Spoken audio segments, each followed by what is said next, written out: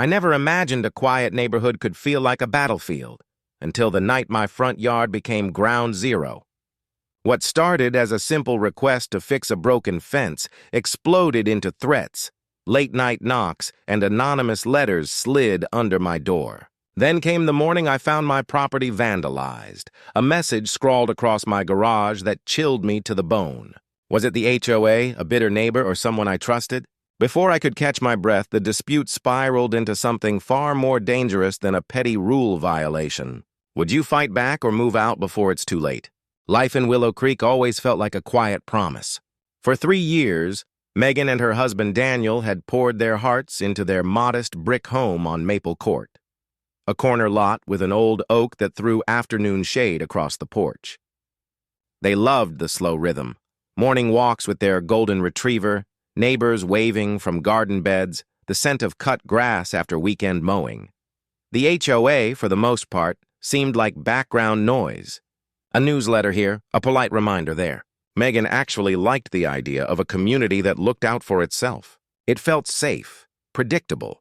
But small things began to unsettle that peace. A new board president sent stricter emails about visual harmony, singling out mailbox colors and driveway stains. A neighbor whispered about an upcoming vote to expand enforcement powers. One evening, Megan found a note taped to their door. Reminder, yard ornaments must comply with Section 4B. They didn't even own yard ornaments. Daniel laughed it off, but Megan couldn't shake the prickle of unease. The tone was sharp, almost personal. Still, life went on. Weekend barbecues, kids riding bikes until dusk, the oak leaves whispering like nothing had changed. Yet each friendly wave from a neighbor now carried a question. Who had written that note, and why did it feel like a warning? The uneasy calm didn't last. A week after the strange note, Megan opened her mailbox to find a thick envelope stamped violation notice in bold red. According to the HOA, their lawn exceeded the approved grass height by at least 2 inches. She stared at the letter in disbelief. The lawn had been mowed 3 days ago. The notice carried a $100 fine and a warning of further action if not corrected within 48 hours. Daniel measured the grass himself, perfectly within code.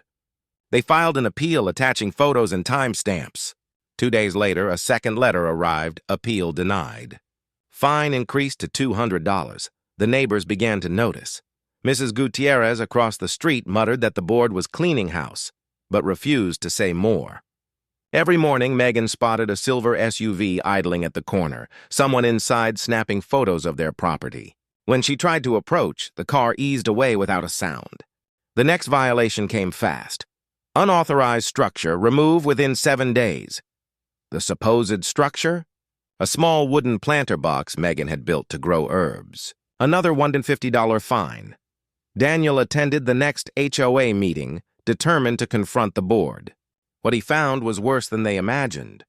A newly passed amendment granting the president emergency enforcement powers for any rule deemed to protect neighborhood aesthetics. Complaints from residents were brushed aside. Questions about due process were met with icy smiles. That night, Megan's phone buzzed with a message from an unknown number. Pay what you owe. Stop resisting, or we escalate. Their mailbox was spray-painted the next morning. The board blamed teen vandals, but insisted Megan and Daniel replace it at their own cost, another $250 fine if they didn't comply. The couple decided to install security cameras. Within 48 hours, a certified letter arrived demanding immediate removal. Exterior surveillance equipment visible from the street violates privacy guidelines. Another fine. Daniel's patience cracked. This is harassment, he said, pacing their kitchen. They're trying to bleed us dry until we sell. Megan felt the pressure everywhere, neighbors avoiding eye contact, whispers stopping when she walked past. One evening, she spotted a board member crouched near their side gate, measuring something with a tape. When she stepped outside to confront him, he simply smiled and walked away. The fines mounted, $1,000, $2,500. The board threatened to place a lien on their home if payment wasn't received within 30 days. Their mortgage company sent a letter warning that an HOA lien could trigger foreclosure. Megan's anxiety turned to defiance. She started a private group chat with other residents. Within days, stories poured in. A single mother fined for unauthorized curtains. A retired veteran threatened for a flagpole half an inch too tall. A family ordered to remove their kid's basketball hoop, even though it was behind a fence. Together, they began gathering evidence, photos, letters, timestamps. Daniel cataloged every violation notice and threatening text. But as their quiet investigation grew, so did the intimidation. Late at night, Megan heard footsteps outside. Camera footage showed a shadowy figure cutting across their lawn, face hidden under a hood. Then came the breaking point. On a chilly Thursday morning, Megan awoke to find their driveway blocked by a large truck with an HOA emblem. Two men in reflective vests stood beside it, holding clipboards. Without knocking, they began measuring the property line, marking spots with spray paint. When Megan demanded to know what they were doing, one replied flatly, "Preparing for corrective landscaping." Board orders. It felt like a takeover. Daniel called the police, but the officers claimed it was a civil matter and declined to intervene. The men finished their measurements and left behind an official notice. Mandatory regrading and tree removal scheduled for next week. Cost to be billed to homeowner. Estimated charge, $4,200. The neighborhood buzzed with gossip. Some residents quietly cheered the HOA's heavy hand, afraid of what would happen if they spoke out. Others slipped Megan notes of support, but begged her not to share their names. Determined not to be bullied, Megan and Daniel contacted a property rights attorney. He was blunt. The board was overstepping, but lawsuits could drag on for years. "They're banking on the fact you'll give up first," he warned. Instead of retreating, Megan went public. She began documenting everything, posting carefully worded updates to a private social media group, sharing the HOA's letters, the mysterious texts, the late-night footage. Other homeowners joined in, forming a coalition and pooling resources for legal action. But the board wasn't finished. One evening, Megan came home to find a bright orange sign staked into their yard. Final notice. Property in violation in letters tall enough for every passing car to see. Her stomach dropped. This wasn't just about money anymore, it was humiliation, a public spectacle meant to break their resolve. As she yanked the sign from the ground, a slow clap echoed from across the street. The board president stood there, arms crossed, a smug smile slicing through the dusk. Megan felt a flash of fear, and then something harder, determination. The quiet homeowner who once waved politely to every neighbor was gone. In her place stood someone ready to fight, no matter how ugly it became, because if they could do this to her family, they could do it to anyone, and the next move, she decided, would be hers. The night before the emergency HOA meeting, Megan barely slept. Every tick of the clock felt like a countdown to a war she hadn't asked for, but could no longer avoid. By morning, a storm brewed outside and in her chest.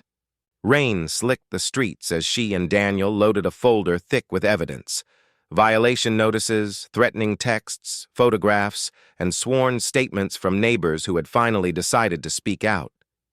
The coalition's attorney, a sharp-eyed woman named Carla, met them in the parking lot with a reassuring nod.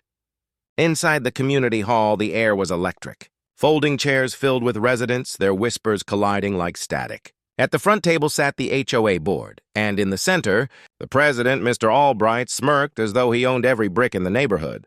"Let's begin," he said, gavel cracking like a gunshot. The agenda was thin but loaded. A vote to authorize a lien on Megan and Daniel's home for outstanding violations and non-compliance penalties. A foreclosure trigger. Carla stood first. "Before this vote proceeds," she said, her voice slicing through the room, "my clients have evidence of harassment, selective enforcement, and multiple breaches of your own bylaws." She held up the thick binder. "And we're prepared to file an injunction this week." Albright leaned back, lips curling. "This is an internal matter," he sneered. "You have no standing here." That was the opening Megan had rehearsed for. She stepped forward, her heart pounding but her voice steady. Every resident here has standing because this board has turned a community into a hunting ground. We have proof, letters, photos, recordings, showing targeted intimidation not just against us but against many of you sitting here tonight. Murmurs rippled through the room. Heads turned. A neighbor Megan barely knew, Mr. Patel, raised a trembling hand. "She's telling the truth," he said. "You fined me for a garden hose left out for an hour." An hour. Others followed. Mrs. Gutierrez described false lawn citations. A young couple revealed late-night knocks and anonymous threats. Each testimony landed like a hammer blow. Albright slammed the gavel. "Order! These are isolated incidents." "No," Carla interrupted. "This is a pattern of abuse. And as of this morning, we have filed a complaint with the County Property Commission and the State Attorney General's office." She pulled a stamped document from her briefcase and held it high. "You are officially under investigation for harassment and misappropriation of HOA funds." The room erupted. Gasps, whispers, the scrape of chairs as people leaned in. Albright's face blanched. That's not," Megan pressed on, her voice rising above the storm of voices. "We also discovered unauthorized withdrawals from the HOA account. Checks signed by you, Mr. Albright, without board approval. Copies are here for everyone to see." She handed stacks of photocopies to residents in the front row. The papers passed from hand to hand like sparks in dry grass. Albright's composure cracked. His voice sharpened, desperate. "Those were reimbursements." "Routine maintenance!" a woman shouted from the back. "Then why were they made out to cash?" The room buzzed louder. Even board members exchanged uneasy glances. Carla stepped forward. "Given the evidence and the pending investigation, we demand an immediate halt to all liens and fines against the homeowners named in these documents. If this board refuses, we will seek a court-ordered freeze of HOA operations and a forensic audit of all accounts."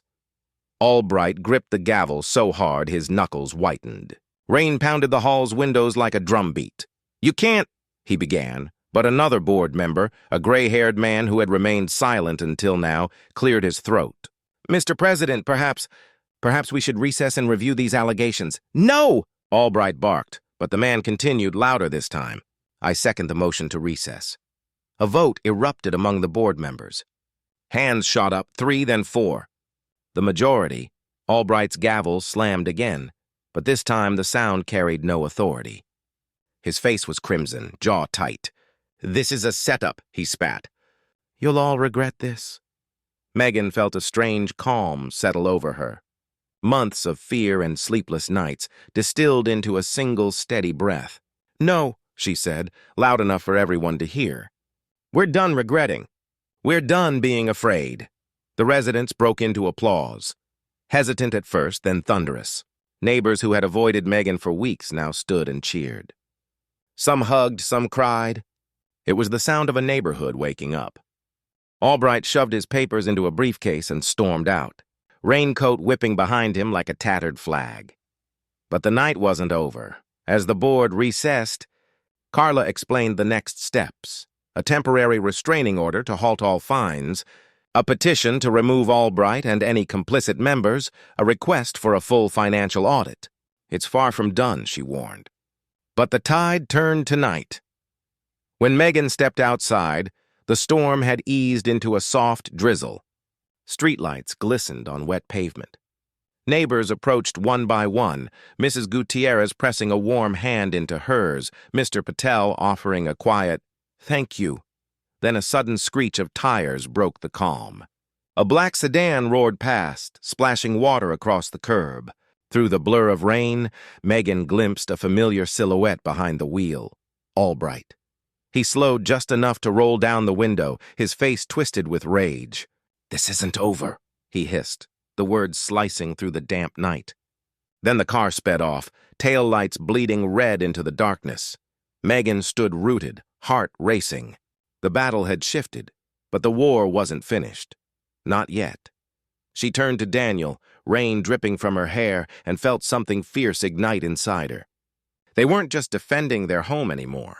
They were defending everyone who'd been bullied into silence, and as thunder rumbled once more on the horizon, She knew the next move would decide everything. He thought fear would win, Megan whispered to herself.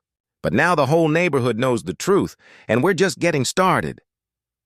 The morning after the explosive meeting, the neighborhood felt strangely alive. Gone was the silent tension that had hung like fog for months. Instead, people gathered in driveways, trading stories that had once been whispered only behind locked doors. Children rode bikes freely, their laughter carrying across the damp streets as if the storm itself had cleansed the air. For Megan, it was the first sunrise in months that didn't feel like a countdown. She sipped coffee on the porch while Daniel organized the growing stack of paperwork with Carla, their attorney. The binder that had once symbolized stress now felt like a shield, evidence of courage and community. Within 48 hours, 3 more board members resigned, citing irreconcilable differences. The County Property Commission confirmed receipt of the formal complaint and scheduled a preliminary review. Local news outlets, tipped off by a sympathetic neighbor, requested interviews. A small HOA dispute had suddenly become headline material. Carla moved quickly, filing for an emergency injunction that froze all pending fines and liens. The judge signed it the same day, barring the board from any collection efforts until a full hearing could be held. Megan and Daniel finally exhaled. The immediate threat to their home was neutralized, but the bigger victory unfolded slowly and publicly. Residents who had once avoided eye contact began sharing their own stories with county investigators. Bogus fines, unapproved withdrawals, intimidation tactics. The pattern was undeniable. 2 weeks later, a special election was announced to replace the vacant board seats. For the first time, neighbors who had never attended a single meeting volunteered to run. Megan watched as lawn signs sprouted overnight. Rebuild Willow Creek, fair rules, fair dues, transparency now. At the election, turnout shattered records. Families arrived together, some bringing lawn chairs and thermoses of coffee, as if it were a block party instead of a bureaucratic procedure. The new candidates, teachers, retirees, young parents, won by overwhelming margins. When the results were read, cheers erupted. Megan caught the eye of Mrs. Gutierrez, who mouthed a simple "thank you." It was more than gratitude for one family's fight. It was the collective relief of a neighborhood reclaiming itself. Meanwhile, Mr. Albright's world unraveled. County investigators uncovered unauthorized transfers totaling tens of thousands of dollars. Bank records revealed checks made out to cash and unexplained withdrawals flagged as maintenance reimbursements.